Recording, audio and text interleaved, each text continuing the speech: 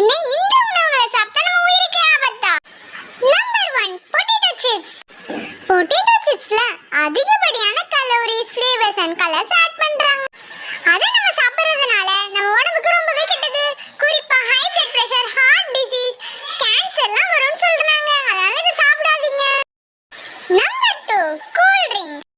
Cool ட்ரிங்க்ஸ்ல sweet டேஸ்டுக்காக அதிகப்படியான ஃப்ரக்டோஸ் கார்ன் சிரப் ஆட் பண்றாங்க. இதனால ஹார்ட் டிசீஸ், ஸ்ட்ரோக் கூடவே பேட் கொலஸ்ட்ராலையும் ஹார்ட்ல ஃபில் பண்ணும்னு சொல்றாங்க. நம்பர் 3 பானிபூரி.